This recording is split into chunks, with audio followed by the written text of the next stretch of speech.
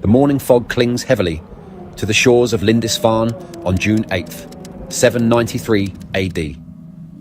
An aging monk walks along the beach of this holy island off England's northeastern coast, his woolen robe growing damp in the thick maritime air. The past year has been unsettling. Whirlwinds have torn across the land. Lightning storms have split the sky, and strange shapes like dragons have appeared in the clouds. Many believe these are omens of God's coming wrath. The monk pauses his morning walk, straining to hear something carried on the wind. Through the shroud of mist, foreign voice drift across the water, accompanied by an ominous rhythmic drumming. Guillemots and terns shriek overhead, adding to the cacophony. His eyes, weakened from years of manuscript work, struggle to pierce the gloom of the North Sea. Then it appears, a terrifying sight that will forever change the course of European history. Through the swirling fog emerges what at first appears to be a monster, a fearsome dragon's head with bared teeth cutting through the waves. As the mist parts, the monk realizes it's no beast, but something arguably more frightening. The intricately carved prow of a ship unlike any he's ever seen. Its square sail bears the image of a raven, the symbol of Woden.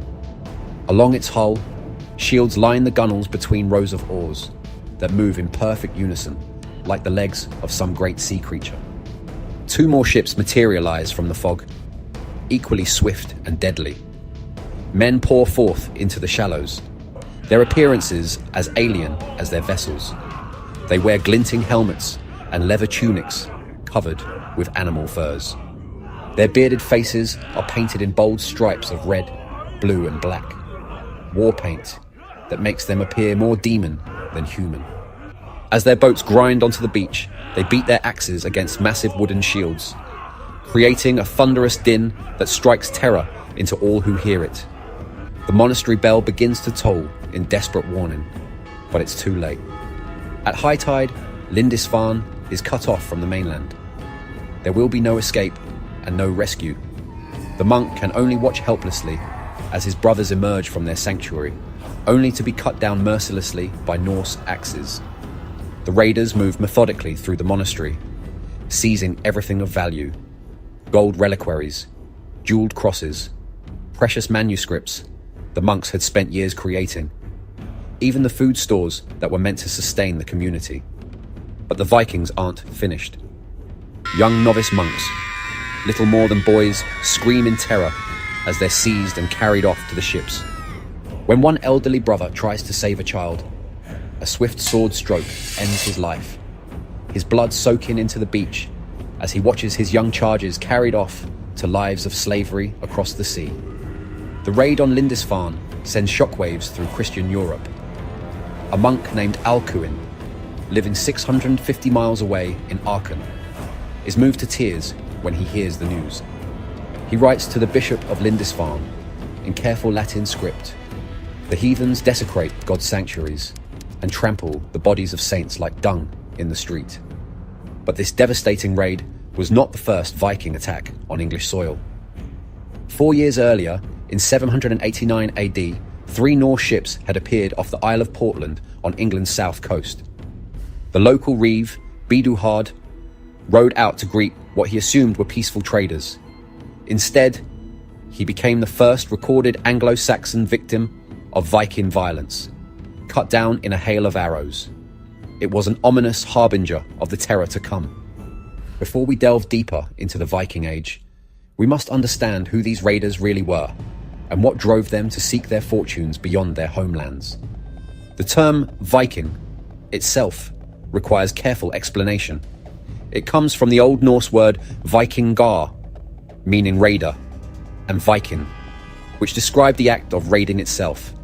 However, these were not ethnic identifiers. The people we call Vikings would have identified themselves by their specific regions, families, or tribal groups, rather than as a unified culture. The Vikings emerged from Scandinavia, modern-day Norway, Denmark, and Sweden. Their homeland was a challenging environment, where survival required both ingenuity and resilience. About a third of Norway lies above the Arctic Circle, where winters are long and brutal, and arable land is scarce. These harsh conditions shaped a society of resourceful farmers, fishermen, and craftspeople who developed sophisticated techniques to survive in an unforgiving climate. Their settlements were organized around independent chieftains rather than centralized kingdoms. Each community developed its own traditions while sharing broader cultural elements like language, Old Norse, religious beliefs, and maritime expertise.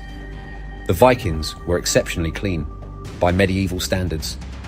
They bathed weekly, a practice that actually scandalized some Anglo-Saxon chroniclers, who considered such frequent washing suspicious and unseemly.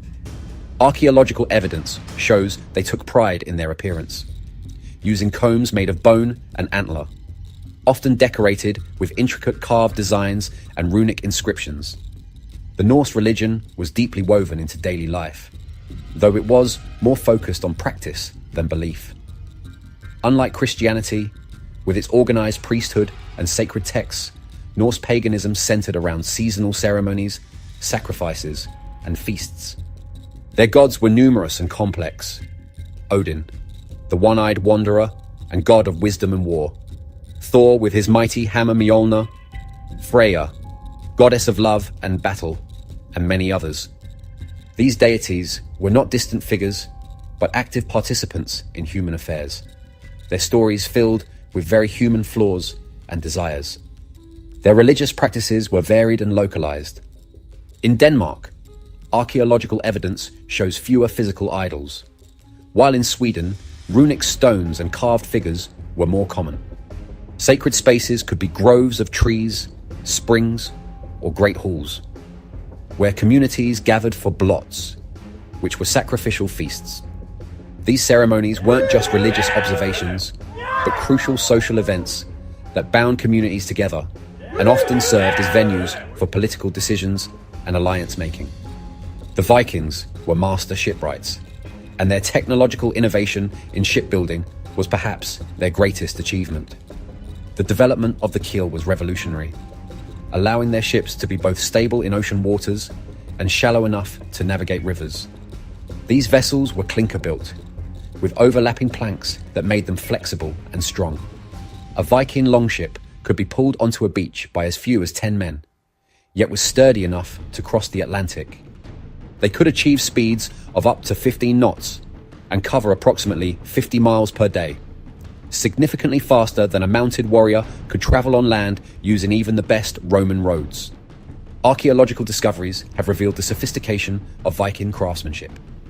In Estonia, a ship burial from around 750 AD, predating the Lindisfarne raid by decades, contained 41 individuals buried with elaborate artifacts, suggesting complex diplomatic and trade relationships were already being established. DNA analysis indicated these men were likely from the area around modern Stockholm, showing that Viking expansion had begun well before their notorious raids on Christian territories. The Vikings were also accomplished metalworkers, jewelers, and artists. Their distinctive art style featured intricate animal forms and complex geometric patterns, often interweaved in mesmerizing designs. They worked with precious metals, glass, and even created sophisticated textile works. The sail of a Viking ship required immense skill to produce and was as valuable as the vessel itself. Women in Viking society held more rights and responsibilities than many of their European contemporaries. They could own property, conduct business, and in some cases even participate in raids. Archaeological evidence shows women were involved in trade, with many graves containing weights and measures used for commerce. The sagas tell us of shield maidens who fought alongside men, though this was likely exceptional rather than commonplace. By the mid-9th century, Viking influence had spread far beyond mere coastal raids. Their expansion followed three main routes: west across the North Atlantic, east through the Baltic and Russian rivers, and south into continental Europe. Each path would leave an indelible mark on world history. In 845 AD, a Viking fleet of 120 ships commanded by the legendary Ragnar Lothbrok sailed boldly up the Seine River to Paris. The sight of these swift longships approaching the city walls struck terror into the hearts of the Frankish defenders. Charles the Bald, grandson of Charlemagne, faced a devastating choice: fight and risk the destruction of his capital, or pay the Vikings to leave. He chose the latter, offering £7,000 of silver as tribute. This payment, known as Danegeld, Danish gold, would prove a fateful decision. What seemed a practical solution became a template for future Viking operations. Why risk death in battle when you could frighten wealthy towns into paying protection money? The strategy proved enormously profitable. Over time, the Vikings would extract an estimated 100 tons of silver through such payments. Archaeological evidence confirms the scale of this wealth transfer. 6 times as many Anglo-Saxon coins have been found in Scandinavia as in Britain itself. One of the most significant developments came in 866 AD with the arrival of the Great Heathen Army in East Anglia. Led by Ivar the Boneless, son of Ragnar Lothbrok, this force of around 2,000 warriors represented a new phase of Viking ambition. They weren't merely raiders anymore. They came to conquer and settle. The army made its way north to Jorvik, modern York, then capital of Northumbria and home to 10,000 souls. The city's Roman walls, once impressive, had fallen into disrepair. Ivar chose to attack on a holy day, when most of the population was gathered in the cathedral. The slaughter was methodical and complete. Among the dead was King Ella of Northumbria, who according to legend had killed Ragnar Lothbrok by throwing him into a pit of snakes. The sagas tell us Ivar took particular revenge, supposedly subjecting Ella to the gruesome blood eagle execution, though historians debate the reality of this practice. Under Viking rule, Jorvik was transformed. They paved the streets, built bridges, and established a mint to produce coins. The city became a major trading hub, connecting the British Isles to Scandinavian trade networks. Archaeological excavations have revealed a sophisticated urban centre with craft workshops, markets, and evidence of international trade. Meanwhile, Swedish Vikings, known as the Rus, pushed eastward along the rivers of Eastern Europe. They founded settlements that would become major cities, including Kyiv. The very name Russia derives from these Norse traders and warriors. Their influence extended all the way to Constantinople, where many Vikings served in the Byzantine emperor's elite Varangian Guard. The Varangian Guard became legendary for their loyalty and fighting prowess. Armed with their distinctive two-handed axes and clad in mail shirts adorned with dragon motifs, they served as the emperor's personal bodyguard for 500 years. They were well paid for their service, and many returned home wealthy men. Most famous among them was Harald Sigurdsson, later known as Harald Hardrada, who would play a crucial role in the twilight of the Viking Age. Around 870 AD, a Viking named Nadod sailed beyond the known world into the treacherous waters of the North Atlantic. Blown off course, while heading to the Faroe Islands, he endured days of bitter cold and towering waves before spotting signs of land. First dolphins playing in the swells, then a raven winging overhead. What he discovered was Iceland, a dramatic landscape of steaming hot springs and volcanic plains that would become central to Viking expansion westward. The settlement of Iceland marked something new in Viking history. Unlike their conquests in England and Francia, here was virgin territory, with no indigenous population to fight or displace. Iceland became a unique Norse society, preserving many elements of Viking culture, even as Christianity spread through Scandinavia. The Icelandic parliament, known as the Althing, was established in 930 AD at Thingvellir, making it the world's oldest surviving parliament. Among the most remarkable of Iceland's settlers was a woman known as Aud the Deep-Minded. Born around 830 AD, she married Olaf the White, King of Dublin, demonstrating the interconnected nature of the Viking world. After both her husband and son were killed, Old took control of her own destiny. She commissioned the construction of a ship called a Nor, commonly used for Atlantic voyages, and led a crew of 20 enslaved men to Iceland. Upon arrival, she freed her slaves and established herself as a powerful clan chief. Her high status is evidenced by the fact that she was the only woman known to receive a Viking ship burial, an honor usually reserved for the most prestigious warriors. Archaeological evidence reveals intimate details of daily life in these Norse settlements. A wooden comb found in Denmark's Vimos bog, dating to 160 CE, bears some of the oldest readable runic inscriptions known. These runes spell out Harja, though scholars debate whether this means comb, army, or perhaps a tribal title. The comb's discovery in a context of war-related sacrifices, alongside Roman artifacts, suggests early contact between Norse peoples and the Roman Empire. Even more personal glimpses come from runic messages carved on pieces of wood and bone. In Bergen, Norway, archaeologists uncovered some 700 such inscriptions when medieval buildings along the waterfront burned down. These messages range from the mundane to the intimate.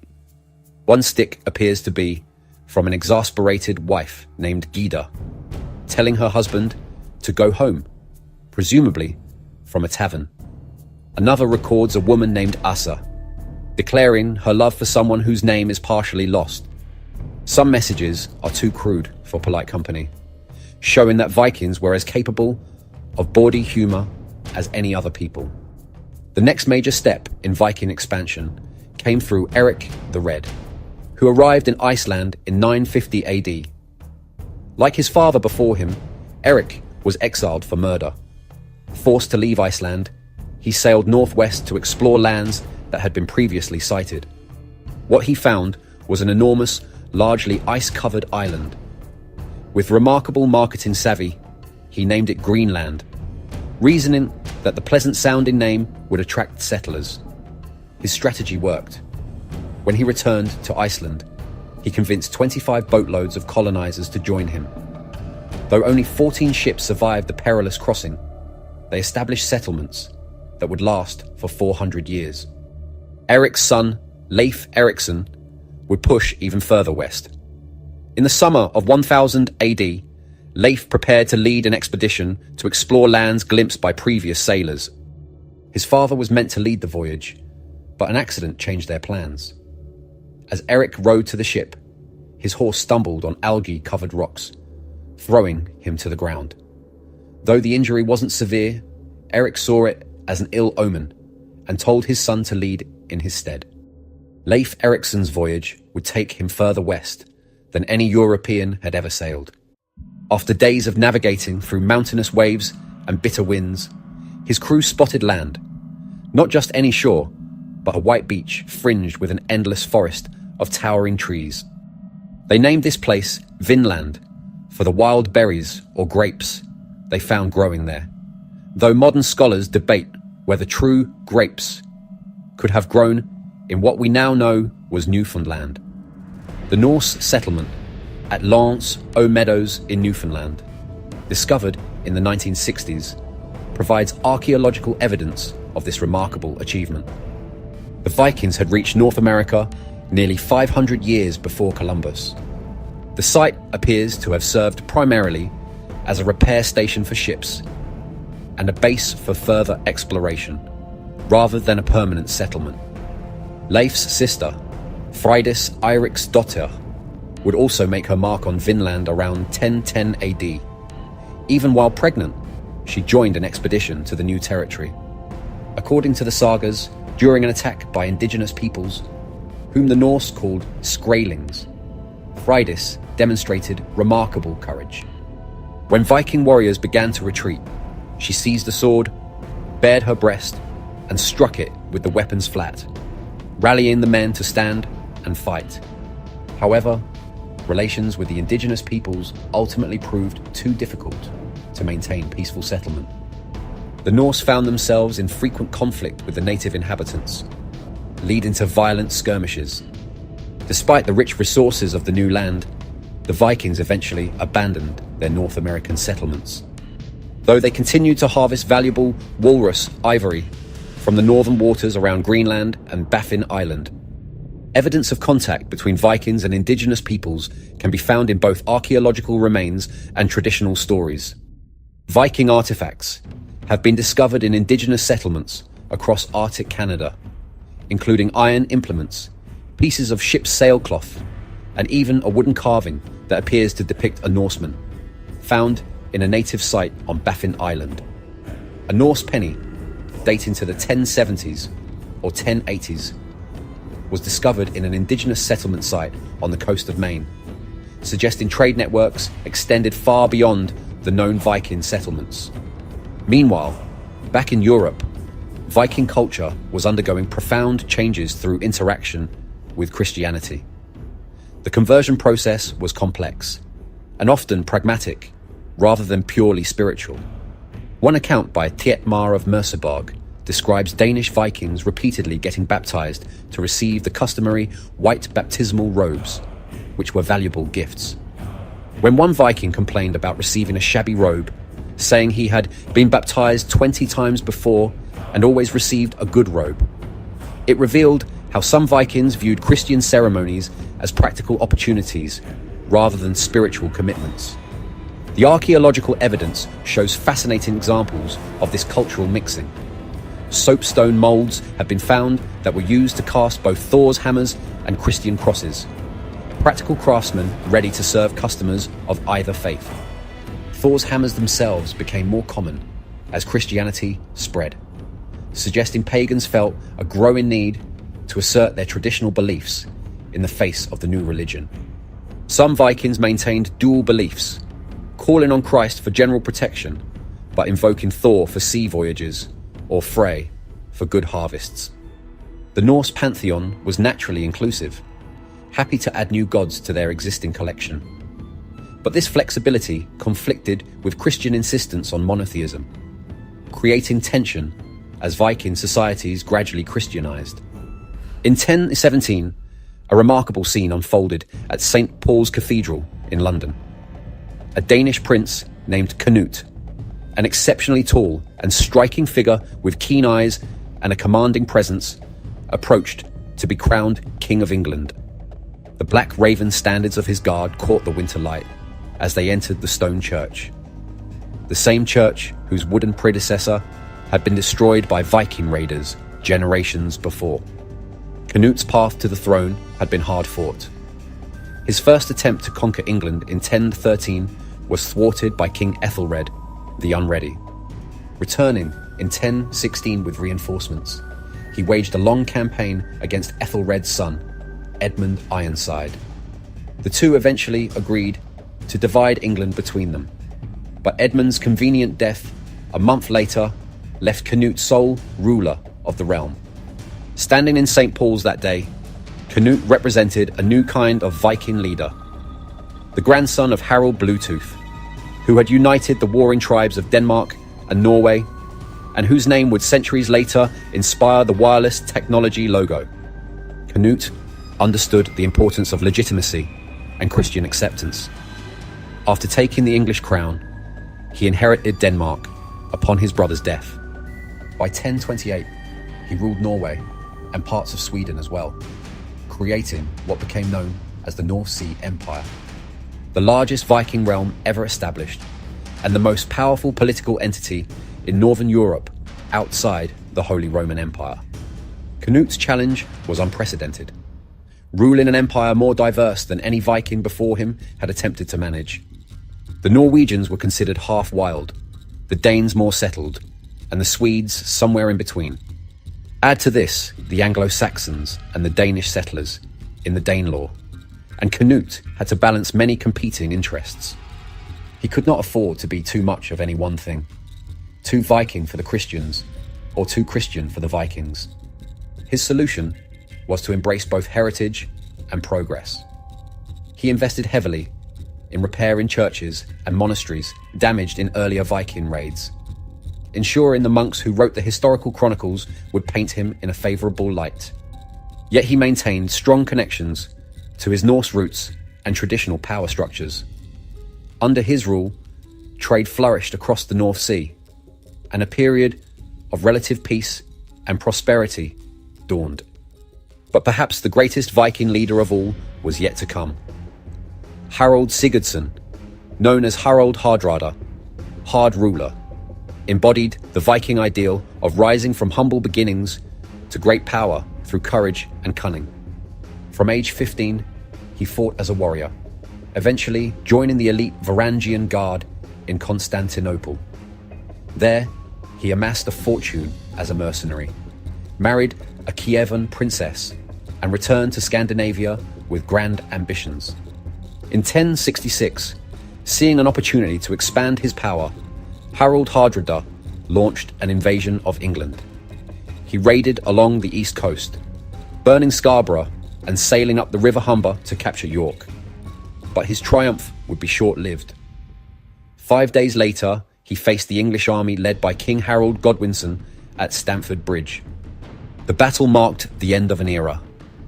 Harald Hardrada, the last great Viking warrior king, fell in combat, securing his place in Valhalla, but ending Norse ambitions in England. Harold Godwinson's victory was equally short-lived.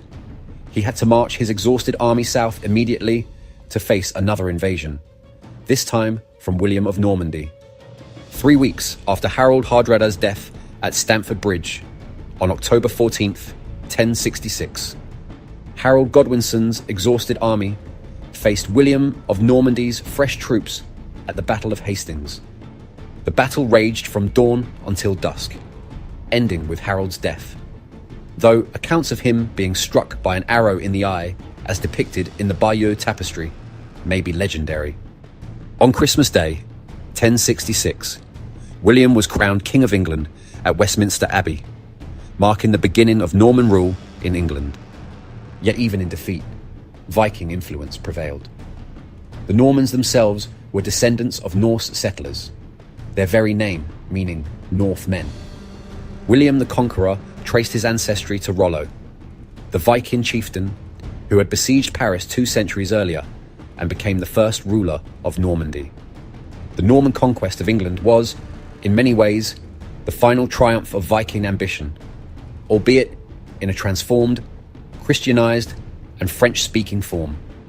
The Viking legacy endures in countless ways across the lands they touched. Their influence on language was profound. The English we speak today bears deep Norse imprints. Common words like egg, sky, knife, and even cake come directly from Old Norse. The days of the week still honor Norse gods. Wednesday, Woden's Day. Thursday, Thor's Day. And Friday, Freya's Day. Maritime terms like port and starboard, from steering board, always on the right side of Viking ships, reveal their seafaring heritage. Legal concepts also show Viking influence. The idea of trial by jury has roots in Viking legal traditions. Their system of organized gatherings to discuss important matters, known as things, evolved into parliamentary democracy. Iceland's Althing remains the world's oldest functioning parliament. Family names ending in son, such as Thompson and Eriksson, reflect the Viking practice of patronymics, while Scottish and Irish names beginning with Mac, meaning son of, show similar influence. Recent DNA studies have revealed the extent of Viking genetic legacy. Approximately 1/4 of residents in the Scottish Isles carry Viking genes. Archaeological discoveries continue to expand our understanding of Viking civilization. The preservation of artifacts in ice and permafrost has been particularly revealing, though climate change now threatens these frozen time capsules.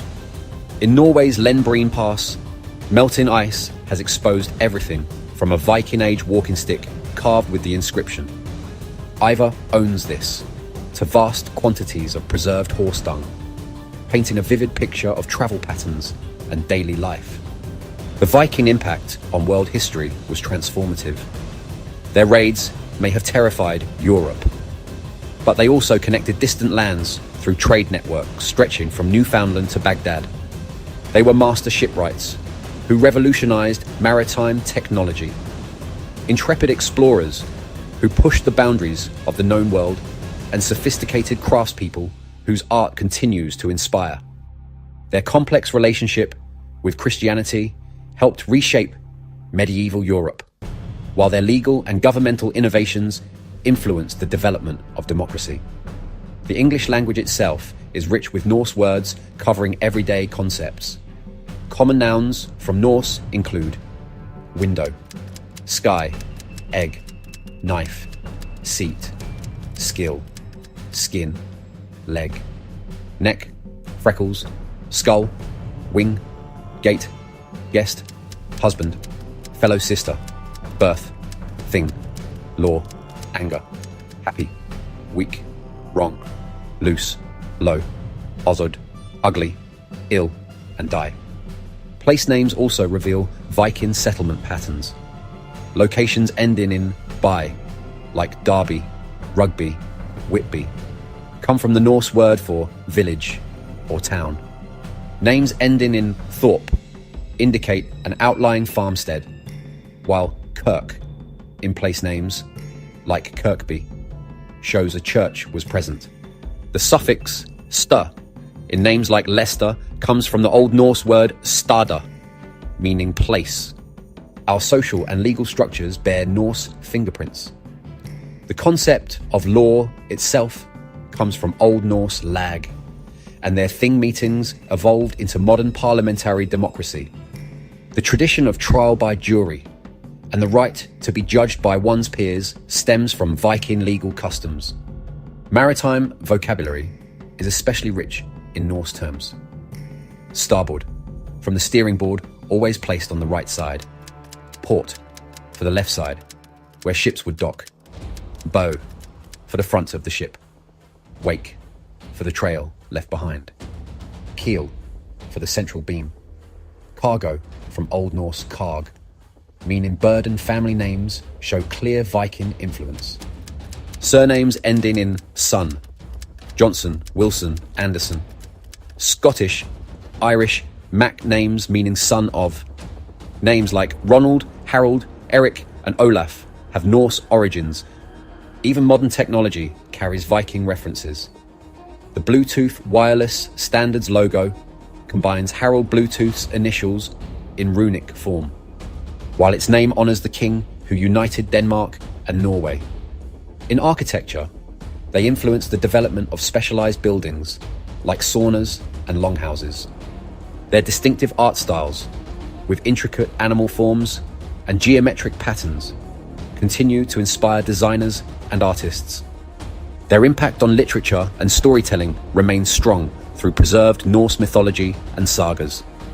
Tales of Thor, Odin, Loki, and other Norse gods have experienced renewed popularity through modern entertainment, while Viking themes of exploration, courage, and adventure continue to captivate audiences worldwide. Perhaps most enduring is the Viking spirit that captures imagination to this day. The idea of men and women brave enough to venture into the unknown, to risk everything for glory and gold, to live and die by their own rules. As the Norse would say, cattle die, kindred die, every man is mortal. But the good name never dies of one who has done well. Through their deeds, their art, their stories, and their blood, the Vikings achieved exactly that: immortality.